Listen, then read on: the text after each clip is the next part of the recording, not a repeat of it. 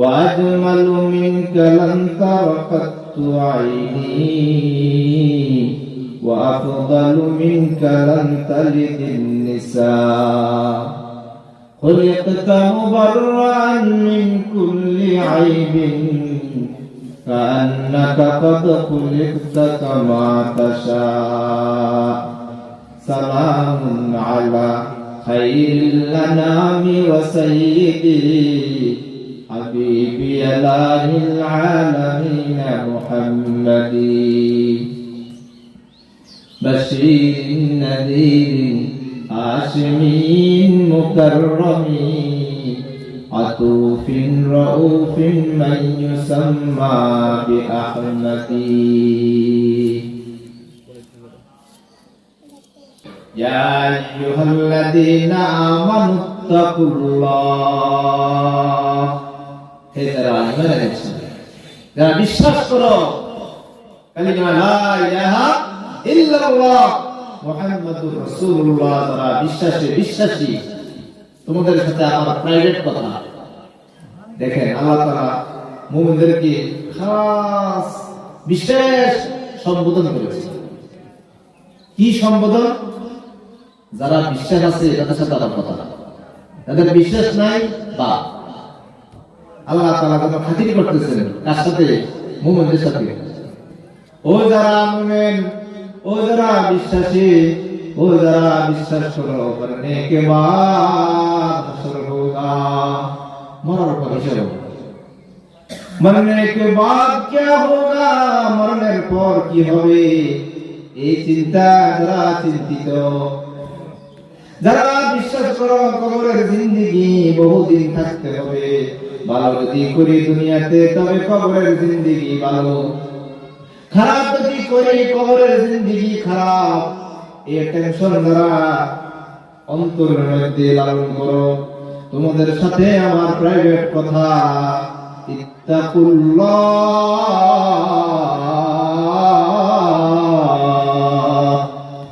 তাকওয়া অবলম্বন করো মুত্তাকি হও মুত্তাকি কিভাবে হবো জানো ওয়াকুনু মা'আস সাদিকিন যারা নেককার আল্লাহ ওয়ালা হাক্কানি আলেম এদের কাছে থাকো এদের মাহফিলে আসো দ্বীনি মজলিসে বসো যতক্ষণ বসবা ততক্ষণ পর্যন্ত মুত্তাকি হিসেবে আল্লাহ তোমাকে গণ্য করে নেবে যতক্ষণ পর্যন্ত তুমি মাহফিলে আসো মনে করবা যে নেককার লোকদের সুহবতে তুমি আছো অতএব তুমি আল্লাহর রহমতে তুমি মুত্তাকি হিসেবে গণ্য হয়ে যাবে তো এটা দেখেন বাংলা বলে সৎ সঙ্গে স্বর্গবাস অসৎ সঙ্গে সর্বনাশ ভালো মানুষের সুহবতে যখন আসবেন ভালো মানুষের যখন নাকি আপনি কাছে ওঠা বসা করবেন আপনি ভালো হয়ে যাবেন খারাপ মানুষের সাথে চলাফেরা করলে ভালো মানুষও খারাপ হয়ে যায় আল্লাহ তাআলা ফর্মুলা বলে দিলেন ও যারা বিশ্বাস করো তোমরা মুত্তাকি হও মুত্তাকি হওয়ার সহজ সিস্টেম আমি তোমাদেরকে বলে দিছি ওয়াকুনু মা'আস সাদিকিন একদম সহজ হিসাব আল্লাহ ওলি হতে চাও যারা আল্লাহ ওলি এর সাথে চলাফেরা করো ভালো হতে চাও যারা ভালো এর সাথে ওঠা বসা করো যে মাহফিলের মধ্যে দ্বীনের কথাবার্তা হয় যদি ওই মাহফিলে তুমি বসো তো তুমিও দ্বীনদার হয়ে যাবে সোহবতে সালেহ তোরা সালেহ কুনান সোহবতে তালেহ তোরা তালেহ কুনান এক জামানা সোহবতে বাউলিয়া বেহতরাত সব সালে তাআত বেরিয়া খুদ বখত কামেল শুদ মুল্লায়ে রুম তা গোলামে শামসে তিবরিসি নাশুর কেউ নিজে নিজে ওলি হতে পারে কে নিজের চেষ্টায় নিজে আল্লাহর ওলি হতে পারে যে আল্লাহর ওলি তার জুতাটা ধরতে সে আল্লাহর ওলি আরেকজন হাক্কানি আলেম আরেকজন বুজুর্গ আল্লাহর ওলির সাথে থাকতে থাকতে ওনারা জুতা টানতে টানতে মুহূর্তে যে আল্লাহর ওলি হয়ে গেছে। এটা আল্লাহ তাআলা সিস্টেমে এটা আছে। এই জন্য ভাইরা আমার, আজকের আলোচনার বিষয় কি? আমরা কিভাবে ভালো মানুষ হতে পারবো, আমরা কিভাবে আল্লাহর ওলি হতে পারবো, আমি আর আপনি কিভাবে চললে আল্লাহর কাছে ভালো হতে পারবো, এটাই আজকে আলোচনা। আজকের আলোচনার বিষয় হলো তাকওয়া নিয়ে আলোচনা। তাকওয়া কি জিনিস? তাকওয়ার অর্থ হলো যে কাজ করলে আল্লাহ খুশি হয় ওই কাজ করা, যে কাজ করলে আল্লাহ নারাজ হন ওই কাজ না করা। শেষ। যে কাজ করলে আল্লাহ খুশি হন ওইটা আপনি করবেন, যে কাজ করলে আল্লাহ নারাজ হন ওইটা আপনি করবেন না। তাহলে আপনি মুত্তাকি হয়ে গেলেন, আল্লাহর ওলি হয়ে গেলেন। সোজা সোজা হিসাব হলো দ্বীন ধর্ম মেনে চলা। শরীয়ত যদি মেনে চলেন, আল্লাহর হুকুম যদি মেনে চলেন, আল্লাহ তাআলা আপনাকে আউলিয়া কেরামের অন্তর্ভুক্ত করে নেবে। বলে ওলি হলে কি লাভ? আল্লাহ কোরআনের মধ্যে বলেন, আলা ইন্না আউলিয়া আল্লাহি লা খাউফুন আলাইহিম ওয়া লা হুম ইয়াহজানুন। আল্লাহ বলেন, যদি তুমি দ্বীন ধর্ম মেনে চলো, যদি তুমি শরীয়ত মেনে চলো, যদি তুমি আল্লাহর হুকুম মেনে চলো, আমি আল্লাহ তোমাকে আউলিয়া কেরামের অন্তর্ভুক্ত করে দেব। হলে কি হবে? আলা ইন্না আউলিয়া আল্লাহি লা খাউফুন আলাইহিম ওয়া লা হুম ইয়াহজানুন। এদের দুনিয়া এবং আখিরাতে কোনো পেরেশানি নেই, কোনো দুশ্চিন্তা নেই। আযাব হবে, গজব হবে, সমস্যা হবে, এরকম কোনো দুশ্চিন্তা এদের নেই। আল্লাহ তাআলা কোরআনে ঘোষণা করে দিলেন, ও যারা আউলিয়া কেরাম, যারা আল্লাহর শরীয়ত মেনে আল্লাহর পছন্দনীয় বান্দা হয়ে গেছো তুমি, আল্লাহ তোমাকে ঘোষণা দিয়ে দিচ্ছেন, সুসংবাদ দিয়ে দিচ্ছেন, তোমার জিন্দেগিতে কোনো টেনশন বলতে কিচ্ছু নেই। তুমি আউলিয়া কেরাম হয়ে গেছো। তো কেমনে হলে আউলিয়া কেরাম? আল্লাযীনা আমানু ওয়া কানু ইয়াত্তাকুন। আউলিয়া কেরাম হওয়া দুইটা গুণ লাগে, আল্লাহ কোরআনে বলেছেন। একটা কি? আল্লাযীনা আমানু, যারা ঈমান এনেছে, লা ইলাহা ইল্লাল্লাহু মুহাম্মাদুর রাসূলুল্লাহ, কালিমা পড়ে মুসলমান হয়েছে। ওয়া কানু ইয়াত্তাকুন, যারা মুত্তাকি হয়েছে। ঈমান এনে তাকওয়া অবলম্বন করলে, ঈমান এনে শরীয়ত মানলে, আমরা যারা ঈমান আনছি মুসলমান, আমরা যদি দ্বীন শরীয়ত মেনে চলি, আল্লাহ তাআলা কোরআনে বলতেছেন এরা আউলিয়া কেরাম, এরা ওলি। এবং এদের জন্য পুরস্কার কি? পুরস্কার হলো আলা ইন্না আউলিয়া আল্লাহি লা খাউফুন আলাইহিম ওয়া লা হুম ইয়াহজানুন। এদের জিন্দেগি কবরে কোনো টেনশন নাই, কবরে কোনো আযাব হবে না, হাসরের ময়দানে কোনো দুশ্চিন্তা করতে হবে না, পুলসিরাতে পার করা নিয়ে কোনো টেনশন করতে হবে না। আল্লাহ তাআলা এদের জিম্মাদারি গ্রহণ করে নিয়েছেন। যদি তুমি ঈমান এনে যদি ধর্ম কর্ম করো, যদি তুমি আল্লাহর শরীয়ত মেনে চলো, আল্লাহ বলে, ও বান্দা, আমি তোর কবরের জিন্দেগি গ্যারান্টি দিচ্ছি, তোর কোনো টেনশন হবে না, তোর কোনো আযাব হবে না। পুলসিরাতে তোর বিনা হিসাবে আমি পুলসিরাত পার করে দেব, হাসরের দিন বিনা হিসাবে জান্নাতের ব্যবস্থা করে দেব, ডান হাতে আমলনামা দিয়ে দেব, হাসতে হাসতে তুই বেহেশতে চলে যেতে পারবি। এই কোরআনের কথা। আলা ইন্না আউলিয়া আল্লাহি লা খাউফুন আলাইহিম ওয়া লা হুম ইয়াহজানুন আল্লাযীনা আমানু ওয়া কানু ইয়াত্তাকুন লাহুমুল বুশরা ফিল হায়াতিদ দুনিয়া ওয়া ফিল আখিরাহ লা তাবদীলা লিকালিমাতিল্লাহ।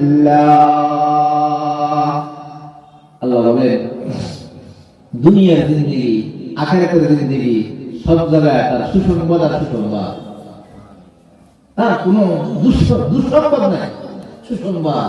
সে রাত্রে যখন ঘুমাবে স্বপ্ন দেখবে রাসূলকে, রাত্রে যখন ঘুমাবে তখন স্বপ্ন দেখবে ডাইন হাতে আমল দিয়ে খাওয়াবে, অনেক স্বপ্ন দেখবে।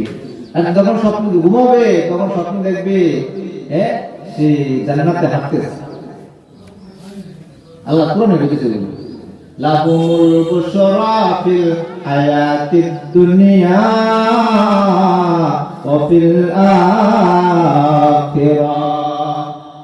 ও মুমিন, যখন তুমি ধর্মকর্ম করবা, শরীয়ত মেনে চলবা, নামাজ পড়বা, আমি আল্লাহ তোমাকে সুসংবাদ দিব, আনন্দ দিব, আনন্দ দিব। এই স্বপ্ন, ওইটা দেখবা, ওইটা দেখবা, ওই আনন্দ দেখবা, কেবল দেখবা যে ভালো ভালো সংবাদ তুমি পেয়ে থাকবে, তোমার টেনশন নেই। এই জন্য ভাইরা আমার, এই তাকওয়া একটা বহুত বড় গুণ মানুষের জিন্দেগি, একটা অনেক বড় সম্পদ। হযরত ওমর ইবনে খাত্তাব রাদিয়াল্লাহু আনহু, আল্লাহর নবীর দ্বিতীয় নম্বর সাহাবী। প্রথম সাহাবী হযরত আবু বকর সিদ্দিক, দ্বিতীয় নম্বর সাহাবী কি হযরত ওমর রাদিয়াল্লাহু আনহু।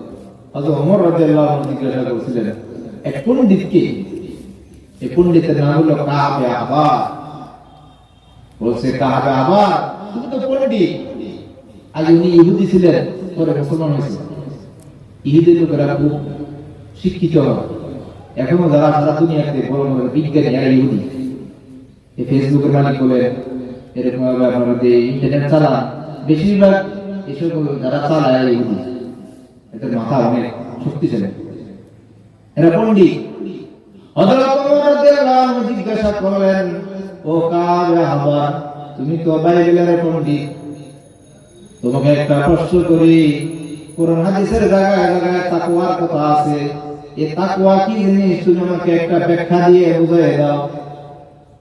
হযরত কাবে আহবার বললেন, আমিরুল মুমিনিন, আপনি কোনদিন কি এমন রাস্তা দিয়ে অতিক্রম করেছেন যে রাস্তাটা চিকন, দুনো পাশে কাঁটার কাঁটা? হযরত আমিরুল মুমিনিন ওমর ইবনে খাত্তাব বললেন, হ্যাঁ, চলতে ফিরতে মাঝে মাঝে এমন জায়গা দিয়ে যাওয়া লাগে এই জায়গাটা চিকন, দুনো দিকে কাঁটার কাঁটা।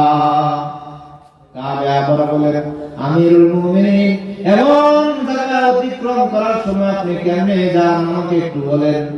হযরত ওমর বলেন, এমন জায়গা অতিক্রম করার আগে কাপড় চোপড় উঠে নেই, যাতে করে কাঁটার মধ্যে না লেগে যায়।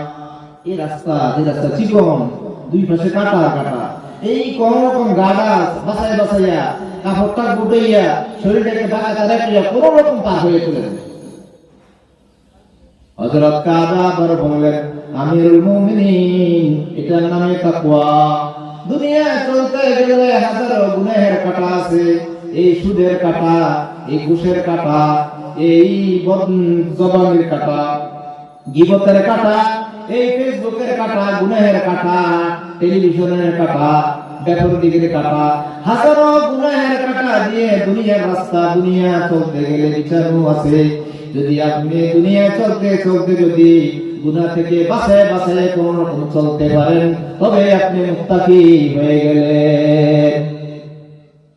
এটি আপনি দেখেন, আপনি বাইরে দেখেন না গুনাহ, ওই মেয়েরা ঢুকতেছে, ওই একটু সামনে যান, লেনদেন করেন, ঘুষের লেনদেন, ওই দেখা গেছে যে এক মাসের মধ্যে বিল দেন নাই, পরের মাসে বিল দিচ্ছেন, জরিমানা এসে পড়ছে, জরিমানাটা সুদের অন্তর্ভুক্ত।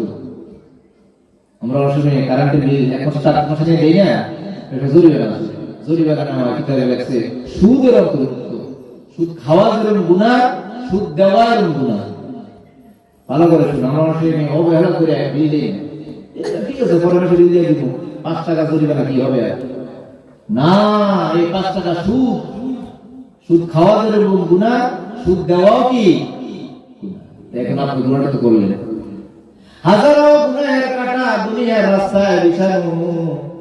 আপনি যখন চলবেন, আপনি যখন হাঁটবেন, দেখবেন যে বেপরদার নারী, মহিলা, কোনো বোরকা নাই, কোনো পর্দা নাই, মহিলার চুলগুলা খোলা। আপনি যখন মহিলার চুল দিকে তাকাইলেন, গুনাহ হলো, কেন মহিলার এই চুলগুলো তখন অন্তর্ভুক্ত। আপনি যখন চলবেন, মহিলার গুনাহ হলো, আপনারও গুনাহ হলো। আপনি যখন লেনদেন করলেন, সুদের লেনদেন করলেন, আপনি যখন কোনো একটা কাজ করাবেন তখন ঘুষ দেওয়া লাগবে। এরকম দেখে যখন ফেসবুক, যখন মোবাইল খুলবেন তখন দেখবেন গুনাহ আর গুনাহ। আল্লাহ একটা ওয়াজ দেখতেছেন, এই ওয়াজের মধ্যে দেখেন হঠাৎ করে একটা মেয়ের ছবি এসে গেছে। এরকম দেখবেন যখন মোবাইল চালাবেন, যখন চলবেন, লেনদেন করবেন, রাস্তাঘাটে হাঁটবেন, দেখবেন গুনার গুনাহ। হযরত কাবে আবার বললেন, আমিরুল মুমিনিন, এই দুনিয়াতে চলতে গেলে হাজারো গুনাহের কাঁটা আছে। যদি গুনাহে বেছে বেছে চলতে পারেন তবে আপনি আল্লাহর ওলি হয়ে গেলেন। আল্লাহর ওলি হয়ে গেলেন। আল্লাহর ওলি হয় একদম সহজ, গুনাহ ছাড়েন আল্লাহর ওলি হয়ে গেলেন। রাসূল আকরাম সাল্লাল্লাহু আলাইহি সাল্লাম তিরমিজি শরীফের হাদিস, ইত্তাকিল মাহারিমা তাকুন আ'বাদান নাস। হারাম ছাড়ো, গুনাহ ছাড়ো, আল্লাহর সবচেয়ে বড় ওলি হয়ে যাবে। যে গুনাহ ছাড়তে পারবে সে আল্লাহর ওলি হয়ে যাবে। এই জন্য আল্লাহ তাআলা কোরআনে এই সকল মানুষদের জন্য আল্লাহ সুসংবাদ দিয়েছেন, আলা ইন্না আউলিয়া আল্লাহি লা খাউফুন আলাইহিম ওয়া লা হুম ইয়াহজানুন। আল্লাহ বলেন, এরা আউলিয়া কেরাম, এরা আউলিয়া কেরাম, এরা আল্লাহর ওলি। এদের পিছনে জিন্দেগি চিন্তা করবে না, সামনে জিন্দেগি নিয়ে কোনো কি করবে না, টেনশন করবে না। এদের জন্য জান্নাত অবধারিত, এদের জন্য নিশ্চিত এরা জান্নাত পাবে। এটা পৌঁছে দিচ্ছে আউলিয়া কেরাম কারা? আল্লাযীনা আমানু ওয়া কানু ইয়াত্তাকুন। দুইটা কাজ করে, একটা ঈমান আনে, লা ইলাহা ইল্লাল্লাহ মুহাম্মাদুর রাসূলুল্লাহ, এই কথা বলে ঈমান নিয়ে আসে। দুই নাম্বার, ওয়া কানু ইয়াত্তাকুন, তারা তাকওয়া অবলম্বন করে, তারা গুনাহ ছেড়ে দেয়, আল্লাহর হুকুম মেনে চলে। এই হলো শরীয়তের ফর্মুলা, শরীয়তের একটা সিস্টেম। নেকির কাজ করো, গুনার কাজ ছাড়ো, নেকির কাজ করো, গুনার কাজ ছাড়ো। এইগুলোর দ্বারা তুমি করতে পারো, তুমি আল্লাহর ওলি হয়ে যাবে।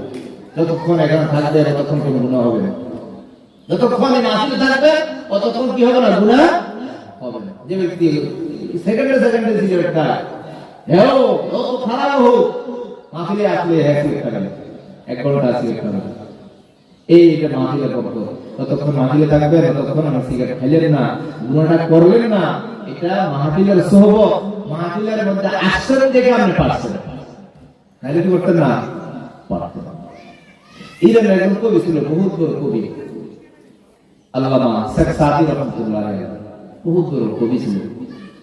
যারা কবি হয় দেখবেন এদের একটা কাল্পনিক শক্তি অনেক, এটা কল্পনা করে বেশি। আমরা তখন কল্পনায় করি, দেখতে করি না, কিন্তু যারা কবি মানুষ যারা কল্পনা করতেছে, কল্পনা করে করে করে কবিতা লিখে গেলে। তো কবি কল্পনা করে কবিতা লিখছে, গেলে খুশবু ইয়াদার হাম্মামে রোজে রসি দস দসতে মাহবুবে বদস্তম বদো গুপ্তম কে মুশকে ইয়া আবিরি কে আজবোয়ে দিলাওয়াজে তুমস্তম বগুফতা মান গিলে না চিজে বুদম ওয়ালাকিন মুদ্দতে বাগুল নশস্তম জমালে হাম নশিদর মান নসর করম ওয়াগরনা মান হুমা খাকম কে হস্তম। এগুলো বাংলা আবার অনুবাদ হয়েছে কবিতা আকারে। গন্ধ মধুর করদম মোরে দিলেন বন্ধু ছিলাম যখন নাইতে, কহিলাম তারে কস্তুরে কি বাকি তুমি সুবাসে পাগল এমন তাইতে, কহিল সে মোরে তুচ্ছ করদম মামি গো ফুল সহ চিহ্ন এত কালো একটা ঠাইতে, সঙ্গের গুণ পশিয়াছে মম মাঝে গো নইলে কাদায় সুবাস কি এত পাইতে। আল্লামা শেখ সাদি রহমাতুল্লাহ আলাইহি গোসল করতে আসছেন পুকুরের ঘাটলায়, আসার পর দেখেন কদম ফুলের গান আসছে। উনি চিন্তা করলেন, কিন্তু এখানে কোনো কদম গাছ নাই, কদম ফুল নাই, কদম ফুলের গান করতে আসছে। ও চেষ্টা করছে, না কদম গাছও নাই, কদম ফুলও নাই, কিচ্ছু নাই, কদম ফুলের গান আসতেছে করতে গেলে। বহু চেষ্টা করে দেখে মাটির থেকে কদম ফুলের গান আসতেছে। তো কবি বলতেছেন বদো গুফতন কে মশকে ইয়া আবিরি কে আজবোয়ে দিলাওয়াজে তো মস্তম। কবি বলেন আমি মাটিটা নাকে কাছে দিলাম, কি সুগ্রাণ। আমি জিজ্ঞাসা করলাম ও মাটি, তুই কি মাটি না কদম ফুল? তুই যদি মাটি হস গান করতে আসো, গান করতে আসো। তো মাটি আগে করতে আছে কাল্পনিক শক্তি দিয়ে। কবি কবি মানুষ বগফুতামান গেলে নাচি যে বুদম ওয়ালাকিন মুদ্দাতে বাগুল নাশাসতাম। ও কবি সত্তারি, আমি তুচ্ছ মাটি, আমি সাধারণ মাটি, আমার মধ্যে কোনো সুগ্রাণ থাকার কথা না। তবে বহুদিন পর্যন্ত, বহুদিন আমার উপর একটা কদম ফুল পড়েছিল। ওই কদম ফুলটা থাকতে থাকতে একদিন পচে গেলে শেষ হয়ে গেছে, কিন্তু কদম ফুলের ঘ্রাণটা আমার মধ্যে ঢুকে গেছে। আমি কদম ফুল না, আমার মধ্যে কোনো সুগ্রাণ আসার কথা না, কিন্তু বহুদিন একটা কদম ফুল কে বা তারা ফেলে রেখেছিল। থাকতে থাকতে ওই কদম ফুলের ঘ্রাণটা আমার মধ্যে ঢুকে গেছে। কদম ফুলটা পচে গেছে, কিন্তু কদম ফুলের ঘ্রাণটা আমার মধ্যে একদম বদ্ধমূল হয়ে গেছে। জামালে হাম নিশিদার মান নাসর কারম ওয়া করনা মান হুমা খাকাম কে হাসতাম। আমি তো কাদা মাটি, আমি তো মাটি, আমার মধ্যে কোনো সুগ্রাণ আসার কথা না। যেহেতু আমি এই কদম ফুলের সোহবতে ছিলাম, কদম ফুলের সান্নিধ্যে ছিলাম, কদম ফুলের সাথে লেগেছিলাম, এই জন্য থাকতে থাকতে আমার মধ্যে কদম ফুলের ঘ্রাণটা এসে গেছে। আমরা যদি যারা আল্লাহর ওলি, যারা বুজুর্গ, যারা হক্কানি আলেম, এদের সোহবতে থাকি, এদের ওঠা বসা করি, এদের পরামর্শ নিয়ে চলি, তাহলে এদের রং আমার আপনার মধ্যে আসতে পারে। আপনি যখন দাতা হুজুরে চলবেন, দাতা হুজুরের মুশাওয়ারায় চলবেন, দাতা হুজুরের কথা আপনি শুনবেন, তখন আমি চিন্তা করবেন হুজুর কথাগুলো ভালো লাগে, হুজুর এমন চলে, আমার কাছে ভালো লাগে, আমি এমন চলি। হুজুর আগে আমাকে সালাম দেয়, আমি সালাম দিই। এই আপনি ট্রেন দিন আমি শুরু হয়েছি যে সিস্টেমের কথা রাখছি। এই জন্য আল্লাহ তাআলা কোরআনে একটা বলছেন ইয়া আইয়ুহাল্লাযীনা আমানুত্তাকুল্লাহ ওয়াবতাগু ইলাইহিল ওয়াসিলা। আল্লাহ তাআলা বলেন ও মানুষ মুত্তাকি হও, আল্লাহর ওলি হয়ে যাও। আর আল্লাহর ওলি হওয়ার সিস্টেম কি? ওয়াবতাগু ইলাইহিল ওয়াসিলা। ওই তাকওয়া অর্জন করার জন্য ওসিলা তালাশ করো। ওসিলা অর্থ হলো এই যারা আল্লাহ ওয়ালা, যারা আল্লাহর ওলি, এদের সাথে চলো, এদের সাথে উঠা বসা করো। এরা কিভাবে জীবন যাপন করে, এরা কিভাবে খানা খায়, এরা কিভাবে গোসল করে, এরা কিভাবে ঘুমায়, তুমি এগুলাকে ফলো করো, অনুসরণ করো। করতে করতে করতে দেখবা তোমার মধ্যে আল্লাহর ওলির রং এসে যাবে, তুমিও আল্লাহর কারণে অন্তর্ভুক্ত হয়ে যাবে। সোহবতে সালেহ তোরা সালেহ কুনান, সোহবতে তালেহ তোরা তালেহ কুনান। হযরত আমিরুল মুমিনিন হযরত ওমর ইবনে খাত্তাব রাদিয়াল্লাহু আনহু, আপনার নাম শুনছেন? ওমর বানিল শ্রেষ্ঠ শাসক, কঠিন শাসক, রাষ্ট্রপতি, কিন্তু হলো আল্লাহর নবীর সাহাবী। কোরআন শাসন আমলে রাতের বেলা ঘুমাইতেন না। রাত্রে একদিন মদিনা শরীফে ঘুরতেছেন, কোথায় কোনো সমস্যা আছে কিনা, কোথায় কোনো সমস্যা হচ্ছে কিনা। হাঁটতেছেন হাঁটতেছেন, হঠাৎ করে রাতে গভীর রাত্রে এক বাড়ির থেকে হালকা আওয়াজ আসতেছে। হযরত ওমর রাদিয়াল্লাহু আনহু ওই বাড়ির কাছে গেলেন। বাড়ির কাছে থেকে কান থেকে শুনলেন এটা কি কথা বলতেছে। এমনি কিন্তু কারো কথা গোপনে শোনা নিষেধ, কিন্তু যদি ইনভেস্টিগেশন করা লাগে, তদন্ত প্রয়োজন হয়, কোন রাষ্ট্রীয় কোন কাজ থাকে, তখন আবার করতে পারে। যে আমাদের দেশের গোয়েন্দা আছে, সিআইডি আছে, তারা অনেক সময় মানুষকে তদন্ত করার জন্য, কোনো জানার জন্য গোপনে গোপনে খোঁজ খবর নিতে থাকে। এটা আবার দায় আছে। হযরত ওমর রাদিয়াল্লাহু আনহু ওই কান পেতে দেখে শুনলেন তারা কি কইতেছে। তো ওমর রাদিয়াল্লাহু কান পেতে শুনে দেখেন বলতেছে, এক মা তার মেয়েকে বলতেছে যে আজকে যে উটে যে দুধ দিছে অনেক কম, আমরা যে গরু দুধ দেয় না, ওই দেশে তো উট পালে মানুষে, উঠে যে দুধ দিছে অনেক কম, এত কম দুধ বিক্রি করে আজকে সংসার খরচ হবে না। মা কইতেছে মেয়ে কি বাজারে দুধ নিয়ে যাবি, এই দুধ বিক্রি করে তুই যে টাকা পয়সা আনবি, টাকা দেওয়া তো বাজার হতো না। ছোট মেয়ে তো করতেছে মা কি করবো, যাওয়ার আগে একটু পানি দিয়ে দিস, আজকে যদি দুধ কম একটু পানি দিয়ে দিলে দুধ বেশি হবে, বেশি হলে বেশি টাকা দিচ্ছে বেচা হবে, বেচা হলে বাজার পেয়ে যাবে। ছোট মেয়ে মাইয়া দিতেছে আম্মু তুমি তো বলতেছো যে দুধের মধ্যে পানি দিতে, খলিফাতুল মুসলিমিন আমিরুল মুমিনিন হযরত ওমর না মানা করছে যে ওই পানিতে দুধ না, দুধে যেন কেউ পানি না দেয়, তুমি তো বলতেছো দুধে পানি দেওয়ার জন্য। আরে বোকা, ওই ওমর এবং খাত্তাব ওই রাষ্ট্রপতি একই এনে আছে তো, তুমি কি দেখে পানি দিবি ঘরে পানি দিয়ে দিবি, ও তো ওমর আনে কই করতে আইবো। তুমি বলতেছে মা হযরত ওমর না এখানে নাই, আল্লাহ তো দেখতেছে, আল্লাহ তো কি করতেছে, এটার নাম তাকওয়া, এটার নাম পরহেজগারি। যদি এটা করতে পারেন আল্লাহ ওলি হয়ে যাবেন। দুনিয়ার কোন মানুষ দেখে না কিন্তু আল্লাহ দেখেন, দুনিয়ার কোন মানুষ জানে না আল্লাহ জানেন। আল্লাহ জানেন কিনা বলেন? আপনাদের মাপে কম দিচ্ছেন, দুনিয়ার মানুষ জানে না আল্লাহ জানে। আপনাদের বেজাল দিচ্ছেন, দুনিয়ার মানুষ জানে না আল্লাহ জানে। জানে কিনা? আপনাদের আই ফেলতেছেন, কেউ না বুঝো, পাশের মানুষ পাশের জমিনওয়ালা না বুঝুক, কিন্তু আপনি বুঝতেছেন, এখন এটাও বুঝতেছেন, আল্লাহ কিন্তু বুঝি। আল্লাহ বুঝে কিনা? হযরত ওমর রাদিয়াল্লাহু আনহু চিন্তা করলেন, ছোট্ট মেয়ে এত বুদ্ধি করতে তার মধ্যে আসলো। মা বলতেছে দুধের মধ্যে পানি দাও, মেয়ে বলছে না পানি দেওয়া যাবে না। বলে কেন দেওয়া যাবে না? বলে হয়তো ওমর মানা করছে। বলে ওমর মানা করলে কি আছে, ওমর তো এখানে নাই। মেয়ে বলতেছে যদিও হযরত ওমর এখানে নাই, কিন্তু আল্লাহ তাআলা এখানে আছে। আল্লাহ তাআলা কি আছে এখানে? আছে।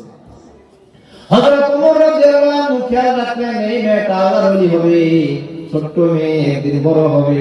ওই যখন বড় হলো তখন ওমর রাদিয়াল্লাহু আনহু এক আত্মীয়ের জন্য এই মেয়েটা বিয়ার জন্য প্রস্তাব দিলেন। বলে দেখো মুম্বাইতে একটা মেয়ে আছে, ওই মেয়েটার জন্য আমি প্রস্তাব দিচ্ছি আমার আত্মীয়ের জন্য। তো বিয়ে হলো, ওই মেয়ের ঘর থেকে জন্ম হয়েছে আর ওমর।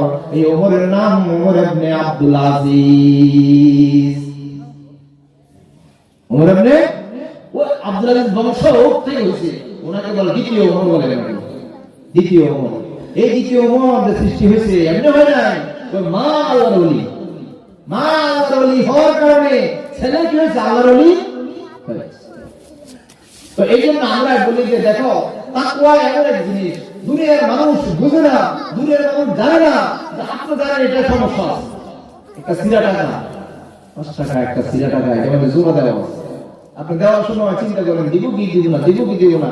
দেওয়ার সময় ধরতে পারবেন আমাকে খুব খুশি হবে না, এটা মনে কি আপনি সিরা টাকা যখন দিবেন তখন বলবেন ভাই টাকাটা সিরা আছে দেখে নেন। আর যদি কোনো গোপন দিয়ে দিলেন মনে করেন মনে কি আছে, আমরা তো এগুলোই করি, আমরা তো এগুলোই আমাদের সমস্যা। আমি জানি এখানে একটা সমস্যা আছে, তার বন্ধু এই জন্য ভাইরা আমার এগুলো থেকে যদি মুক্ত হইতে চান, এগুলো থেকে একটু উপরে উঠতে চান, একটু উপরে উঠে আর একটু উপরে উঠে, তাহলে আল্লাহ তাআলা দেন কি করে, ওয়ামান ইয়াত্তাকিল্লাহ ইয়াজআল লাহু মাখরাজা। ও দুনিয়ার মানুষ, দুনিয়ার চাকচিক্য করে না, পড়ো না, দুনিয়ার ফন্দিতে আটকে যেও না, দুনিয়ার শয়তানি বুদ্ধিতে আটকে যাও না। তুমি শরীয়ত অনুযায়ী চলো, যেখানে সমস্যা আছে সমস্যা কথা বলে দাও। যখন তোমাকে জিজ্ঞাসা করছে এই মালটা ভালো হবে কিনা, তুমি বললা না এর চেয়ে ভালো মাল আছে, আমার জানা মতো বাজারে এর চেয়ে ভালো মাল আছে। তুমি যদি বলো না না এর চেয়ে ভালো মাল আর নাই, তুমি জানো এই জিনিসটা খারাপ, এই জিনিসটা কদিনে পর নষ্ট হয়ে যাবে, তুমি কেন বলো দোকানদার হয়ে না এটা ভালো। ও মানুষ, যদি এটার ঊর্ধ্বে উঠতে পারো, যখন তুমি বলবা না ভাই এটা ভালো হবে না এটা ভালো হবে, এটা আপনি নিন না, ওইটা আপনি নেন। যদি সততার সাথে যদি ব্যবসা করতে পারো, সততার সাথে জীবন যাপন করতে পারো, আল্লাহ তাআলা কোরআনের মধ্যে বলে দিলেন, ওয়া মান ইয়াত্তাকিল্লাহা ইয়াজআল লাহু মাখরাজা। আল্লাহ ওয়াদা দিচ্ছেন, ও মানুষ, তুমি যদি এভাবে চলতে পারো, তোমার জীবনের চলতে চলতে চলতে ফিরতে সব জায়গার মধ্যে আমি তোমাকে নিষ্কৃতির পথ, বাঁচার পথ আমি আল্লাহ খুলে দিব। তুমি যেহেতু সততা নিয়ে চলছো, তুমি যেহেতু ভালো মন্দ বিচার করে চলেছ, তুমি যদি মানুষকে ধোঁকা দাও নাই, আমি আল্লাহ তোমাকে গ্যারান্টি দিচ্ছি, তোমার দুনিয়ার জিন্দেগি, কবরের জিন্দেগি, হাসরের জিন্দেগি, পুলসরাতের জিন্দেগি, যত সমস্যায় পড়বা, আমি আল্লাহ তোমাকে সমাধানের পথ খুলে দেব। আল্লাহ তাআলার ওয়াদা। আল্লাহ তাআলা কি লা ইউখলিফুল্লাহু ওয়াদা। আল্লাহ কোরআনে বলে দিলেন যে আমার ওয়াদার কোনো বরখেলাপ হবে না, আমার ওয়াদার কোনো বরখেলাপ হবে না। ও মানুষ, যদি তাকওয়া নিয়ে চলতে পারো, শরীয়ত মেনে চলতে পারো, সততার সাথে চলতে পারো, তোমার জিন্দেগীর যে কোনো বিপদে আমি আল্লাহকে পাশে তুমি আমাকে পেয়ে যাবে। আল্লাহু ফি আউনিল আবদি মা কানাল আবদু ফি আউনি আখি। মুসলিম শরীফের হাদিস। আল্লাহ নবী বলেন, যতক্ষণ মুসলমান অন্য মুসলমানকে সাহায্য করবে বুদ্ধি দিয়ে, টাকা দিয়ে, পরামর্শ দিয়ে, আল্লাহ তাআলাও তাকে সাহায্য করার জন্য সবসময় রেডি আছে। তুমি সাহায্য করো মুসলমান ভাইয়ের, আল্লাহ বলেন যে আমি তোমাকে সাহায্য করার জন্য রেডি আছি। এই জন্য ভাই আমার, এই তাকওয়াটা একটা বহুত বড় সম্পদ আমাদের জিন্দেগি, মুত্তাকি হতে পারে। এই জন্য আল্লাহ তাআলা, আল্লাহ রাসূল সাল্লাল্লাহু আলাইহি ওয়াসাল্লাম এক হাদিসের মধ্যে আছে, হযরত মুআজকে পাঠাচ্ছেন বিশ্বনবী হযরত মুহাম্মদুর রাসূলুল্লাহ সাল্লাল্লাহু আলাইহি ওয়াসাল্লাম পাঠাচ্ছেন সাহাবীকে মুআজ ইবনে জাবাল, সুদূর ইয়ামানে পাঠাচ্ছেন। আপনারা যারা জানেন, ইয়ামানে এখন গন্ডগোল চলতেছে, যুদ্ধ চলতেছে, ওই ইয়ামানে পাঠাচ্ছেন নবী সাল্লাল্লাহু আলাইহি ওয়াসাল্লাম। মদিনা থেকে ইয়ামানে পাঠাচ্ছেন নিজের কলিজার টুকরা সাহাবী মুআজকে। নবী সাল্লাল্লাহু আলাইহি ওয়াসাল্লাম বললেন, মুআজ রে, তোমাকে আমি শুধু ইয়ামানে পাঠাচ্ছি, তুমি উটের উপর ওঠো। বলি, ইয়া রাসূলুল্লাহ, কেমন দেখা যায়? আপনি নিচে হাঁটবেন, আমি উটের উপর। বলো, অসুবিধা নেই, তুমি উপরে ওঠো। হযরত মুআজকে রাসূল সাল্লাল্লাহু আলাইহি ওয়াসাল্লাম উটের উপর বসালেন। বসে বলতেছেন, মুআজ, যে দেশে যাচ্ছ, ওই দেশে যাই এভাবে বিচার করবা, এভাবে নামাজ পড়াবা, এভাবে কাজ করবা। অনেক কথাই বললেন। বলার শেষ পর্যায়ে নবীজি বললেন, মুআজ রে, এবছর আমি তোমাকে শুধু ইয়ামানে পাঠাচ্ছি, আগামী বছর যদি মদিনায় আসো, আমার সাথে তোমার দেখা নাও হতে পারে। তুমি যখন মদিনায় আসবা, আমার কবর দেখতে পাবা, আমার কবর দেখতে পাবা।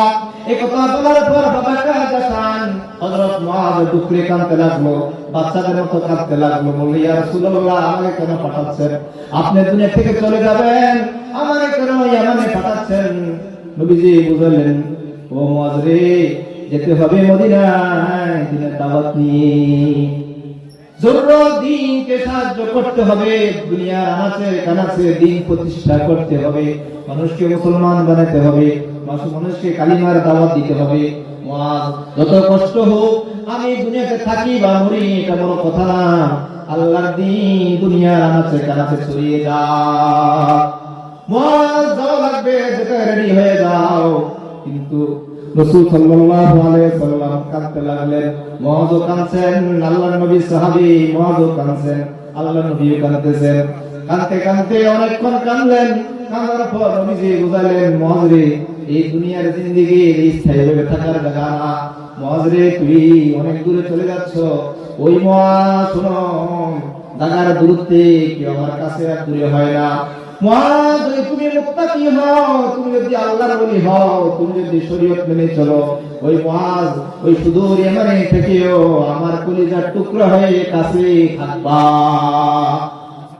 ইন্না আউলিয়াই আল মুত্তাকুন মান কানু ওয়া হাইসু কানু। নবীজি কিয়ামত পর্যন্ত ফর্মুলা বলে দিলেন, মুআজ, শুধু তোমার জন্য না, কিয়ামত পর্যন্ত আনেওয়ালা উম্মতের জন্য ফর্মুলা শুনে নাও, সিস্টেম শুনে রাখো।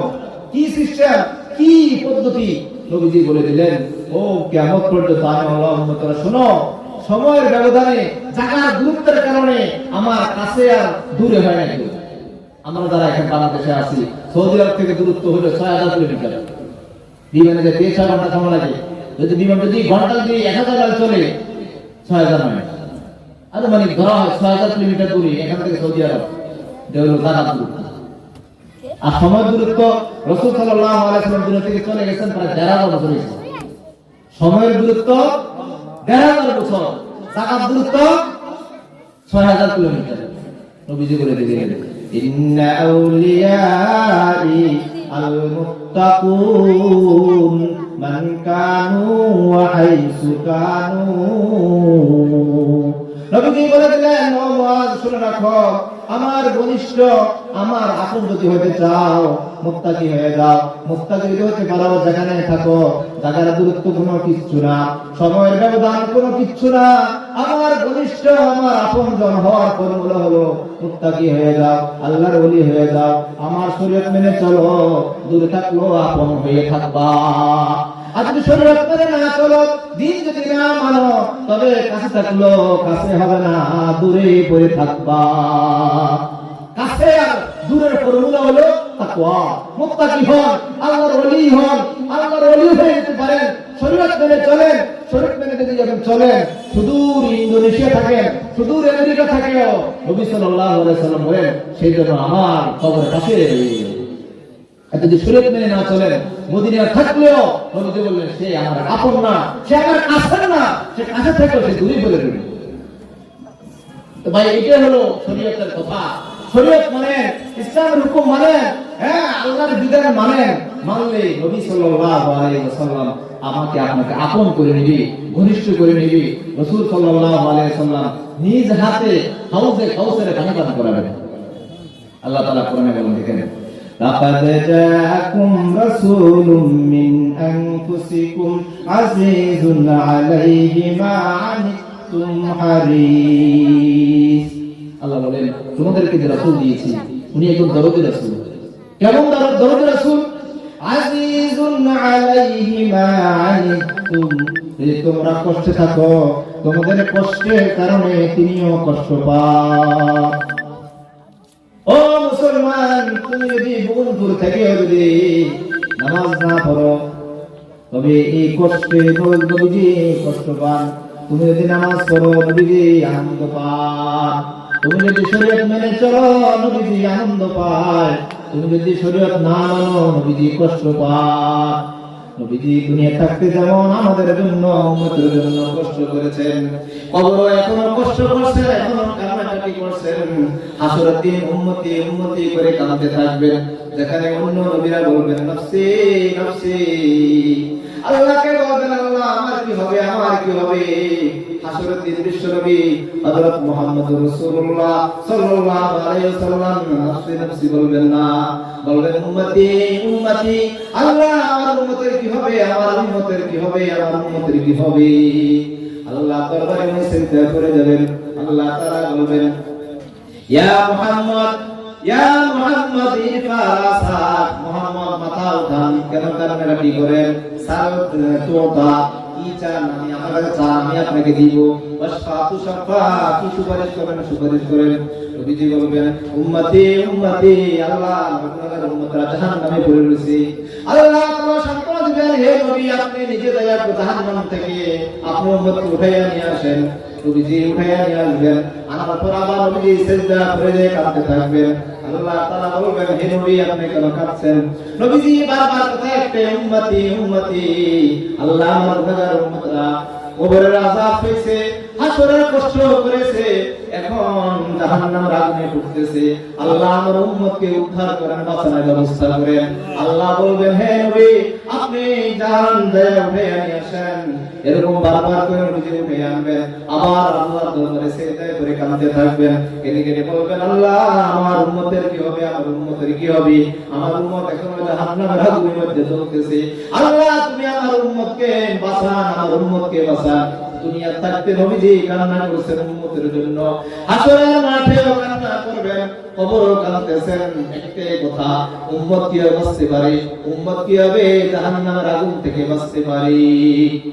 এই জন্য কিতাবের মধ্যে লেখে, যখন রাসূলুল্লাহ সাল্লাল্লাহু আলাইহি ওয়াসাল্লাম উহুদের মাঠে যখন কাফেরদের আঘাতে হেলমেটের মধ্যে আঘাত লেগে মাথা জখম হয়ে যায়, রক্ত পড়তে থাকে এবং দাঁতে দাঁত মোবারক শহীদ হয়ে যায়, নবী সাল্লাল্লাহু আলাইহি ওয়াসাল্লামের কাছে ফেরেশতা আসলো, আয়েশা বলল, হে আল্লাহর নবী, আপনাকে কাফেররা আঘাত করেছে, আপনাকে রক্তাক্ত করেছে, জখম করেছে, আপনি যদি অর্ডার করেন এদেরকে আমরা কিসে মেরে ফেলবো? নবীজি বলছেন, না না না না না, এদেরকে মেরে ফেলবো না, ফাইন্নাহুম কওমি, এরা আমার জাতির লোক, এরা আমার জাতির লোক, ফাইন্নাহুম লা ইয়ালামুন, আমি যে বিশ্ব নবী, আমি যে আল্লাহর প্রেরিত রাসূল, তারা জানে না, এদেরকে আমি মাফ করে দিলাম। এরপরে এমন হতে পারে এরা মুসলমান হয় নাই, এদের বংশধর, এদের সন্তানাদিরা একদিন ঈমান আনবে। নবীজি সাল্লাল্লাহু আলাইহি ওয়াসাল্লাম বদদোয়া করেন নাই। যখন চলে গেলেন মক্কা থেকে, তখন নাকি গেলেন তায়েফের ময়দানে, নবীজিকে দাওয়াত দিতে গেলেন তায়েফের ময়দানে। আপনারা যারা তায়েফে গেছেন দেখছেন, এখনো যারা নাকি যায়, আমি নিজে গেছি আলহামদুলিল্লাহ, প্রায় 1 ঘন্টা লাগে, 3 ঘন্টা লাগে তায়েফে যেতে, কত আকাবাত রাস্তা। নবীজি সাল্লাল্লাহু আলাইহি ওয়াসাল্লাম অনেক কষ্ট করে সেখানে গেলেন, দেয়া লোকদেরকে দাওয়াত দিলেন। দাওয়াত দেওয়ার পর কেউ মুসলমান হলো না, উল্টা সবাই মারতে লাগলো, ঢিল মারতে লাগলো, পাথর মারতে লাগলো। নবীজির শরীর রক্তাক্ত হয়ে গেছে, রক্ত ঝরতেছে, এমন রক্ত ঝরা শুরু করলো, নবীজি হাঁটতে পারতেছিলেন না, নবীজি বেহুশ হয়ে মাটিতে পড়ে গেলেন। সাথে সাথে ফেরেশতা এসে হাজির হয়ে গেল। আয়েশা বলতেছে, আল্লাহর নবী, আপনি রক্তাক্ত অবস্থায় এখানে পড়ে আছেন, আপনি অর্ডার করতে দেরি হবে, আমি কাফেরদেরকে এরকম এই যে পাহাড় আছে, পাহাড়ের চাপা দিয়ে সব মেরে ফেলবো। নবীজি বলছেন, না না না, এদেরকে মেরে ফেলো না, এদেরকে মেরে ফেলো না, হতে পারে এরা মুসলমান হয় নাই, হতে পারে এরা ঈমান আনে নাই, এদের বংশ থেকে এমন লোক আল্লাহ তাআলা তৈরি করে দিবেন, তারা পড়বে লা ইলাহা ইল্লাল্লাহু মুহাম্মাদুর রাসূলুল্লাহ। ঠিকই দেখে গেছে সময়ের ব্যবধানে আজকে কোন কাফের, কোন বেঈমান সৌদি আরবের বুকে নাই। সব মানুষ এখন না, কেবল বহু আগে সব মানুষ মুসলমান হয়ে গেছে। এই সব আল্লাহর নবীর কান্না। এই জন্য ভাইরা আমার, আল্লাহর নবী দুনিয়াতে কাঁদছেন, এখন কবরের জিন্দেগি তো কাঁদতে আছেন আমাদের জন্য। কিন্তু একটাই, যে আমার উম্মত যেন নামাজ পড়ে, আমার উম্মত যেন শরীয়ত মেনে চলে, আমার উম্মত যেন দ্বীন মেনে চলে, দ্বীন মেনে চলে। একটাই কথা, আমার দ্বীন, আমার উম্মত যেন দ্বীন মেনে চলে। রাসূল সাল্লাল্লাহু আলাইহি ওয়াসাল্লাম যখন দুনিয়া থেকে চলে যায়, মুমূর্ষু অবস্থায়, জান যায় অবস্থায়, এমন টাইমে হঠাৎ বেহুশ হয়ে গেলেন রাসূল সাল্লাল্লাহু আলাইহি ওয়াসাল্লাম। যখন জ্ঞান ফিরে আসছে, নবীজি বলছেন, আসসালাত আসসালাত আসসালাত, নামাজ পড়ো, নামাজ পড়ো, নামাজ পড়ো। সারাটা জিন্দেগি রাসূল নামাজের কথা বলে গেলেন, নামাজের তাগিদ দিয়ে গেলেন, নামাজের কথা বলে গেলেন। আজকের উম্মতেরা নামাজ পড়ো। এই জন্য ভাইরা আমার, দেখেন, যেই নবী সারা জীবন কাঁদলেন, ইন্তেকালের আগে, মারা যাওয়ার আগে, নবী সাল্লাল্লাহু আলাইহি ওয়াসাল্লাম জান কান্দানি কটাকে, মানে মৃত্যু যন্ত্রণা কত কঠিন। রাসূল সাল্লাল্লাহু আলাইহি ওয়াসাল্লাম ওই কঠিন মুহূর্তে উম্মতকে কথাই বলে গেলেন, ও উম্মত, তুমি নামাজটা পড়ো, তোমার যদি নামাজ ঠিক হয়ে যায়, তোমার বাকি আমল সব ঠিক হয়ে যাবে। একটা মানুষের ভালো না খারাপ, তার নামাজটা দেখেন ঠিক আছে কিনা। যদি নামাজ ঠিক মতো করে, সময় মতো নামাজ পড়ে, রুকু সিজদা ঠিক মতো দেয়, তাই মনে করেন সে সত্য। আর নামাজে পড়ে না, বা নামাজ পড়লেও রুকু সিজদা ঠিক মতো দেয় না, রুকু সিজদা ঠিক মতো দেয় না, সেটা ঠিক মতো করে না, মনে করেন তার মধ্যে কোনো ঝামেলা আছে। এই জন্য ভাইরা আপনাদের কাছে অনুরোধ, শরীয়ত মানেন, শরীয়তকে বুঝেন। আল্লাহর নবী যে একটা দলতের কথা বললেন, শেষ ইন্তেকালের আগ মুহূর্তে, আসসালাত আসসালাত ওয়া মা মালাকাত আইমানুকুম, নবীজি বলছেন, আমার উম্মতেরা নামাজ পড়ো, নামাজ পড়ো, আর কাজের লোকের প্রতি সদয় হও। বুদ্ধিল্লাহ যারা আছে, এর প্রতি গভীরতা করো না। এই দুটো কথা রাসূল সাল্লাল্লাহু আলাইহি ওয়াসাল্লাম বলছেন শেষ মুহূর্তে। এরপর বলছে, আল্লাহুম্মা রাফিকাল আলা, আল্লাহ, আমি আমার বড় বন্ধু আল্লাহর সাথে মিলতে চাই। এই কথা কয়ে রাসূল দুনিয়া থেকে চলে গেছে। তো নবীজি সাল্লাল্লাহু আলাইহি ওয়াসাল্লাম শেষ কথা এটাই ছিল, এই আমার উম্মতেরা নামাজ পড়ো, নামাজ পড়ো, আর কাজের লোক যারা আছে, বুদ্ধিল্লাহ আছে, এর সাথে কঠোরতা করো না, এর সাথে নরম ব্যবহার করো। আল্লাহ পাক আমাদের সবাইকে তাকওয়া মেনে চলার তৌফিক দান করেন, এবং আমরা যে সকল মাহফিলে আমরা শরীক হচ্ছি, যে আল্লাহ তাআলা সবাইকে বেশি বেশি শরীক হওয়ার